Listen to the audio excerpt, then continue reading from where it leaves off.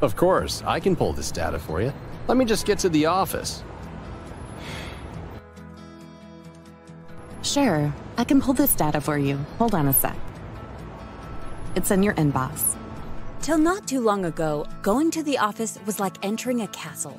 The organization data was managed within the premise, and the security was monitoring and protecting everything that was going into or out of the premise. The basic assumption was that everything within the security perimeter can be trusted. Today, you no longer have to set foot in the office building to come to work. Companies enable employees to approach company assets through mobile devices and cloud software, regardless of where they are located. The security perimeter is no longer confined to the walls of an office building. Valuable business data transfers continuously between SaaS applications, IaaS applications, data centers, remote users, IoT devices, and more, which makes cybercriminals' life much easier. It gives them a wider attack vector, more entry points, and once they are in, it can take months to locate. In the meantime, they can collect and damage huge amounts of assets. Clearly, it's time for a new security paradigm. The Zero Trust security approach. Never trust, always verify. Across the industry, security professionals are shifting to a Zero Trust security state of mind. No device, user, workload, or system should be trusted by default, regardless of the location it is operating from, neither inside or outside the security perimeter. As a matter of fact, according to a Check Point recent survey, 52% of security professionals noted that their organization has begun or had completed an implementation of the Zero Trust approach, with 18% planning to start implementation during the coming year.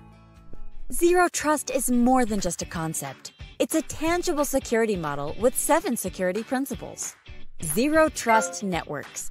When moving toward Zero Trust security, it is crucial you divide and rule your network. Identifying your valuable assets and defining microsegments around them create multiple junctions and inspection points that block malicious or unauthorized lateral movement, so that in the event of a breach, the threat is easily contained and isolated. Zero Trust workloads.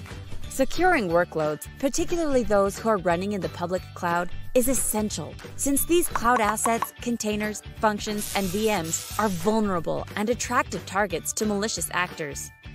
Zero Trust data. Zero Trust is all about protecting the data while it is shared continuously between workstations, mobile devices, application servers, databases, SaaS applications, and across the corporate and public networks. Zero Trust people. With 81% of data breaches involving stolen credentials, it is clear that username and passwords no longer prove the identity of a user. Identities are easily compromised, so access control to your valuable assets must be strengthened. Zero Trust devices. With 70% of breaches involving compromised devices, every device connected to your network should be treated as a threat vector, whether it's a workstation, a mobile, or an IoT device. Security teams must be able to secure every device on their network and isolate it if compromised. 2 more principles that cross all platforms are visibility and analytics. You can't protect what you can't see or understand. A Zero Trust security model continually monitors, logs, correlates, and analyzes every activity across your network. Automation and orchestration. A Zero Trust security architecture must automatically integrate with the organization's broader IT environment to enable speed and agility, improved incident response, policy accuracy, and task delegations. And that's the Zero Trust model in a nutshell.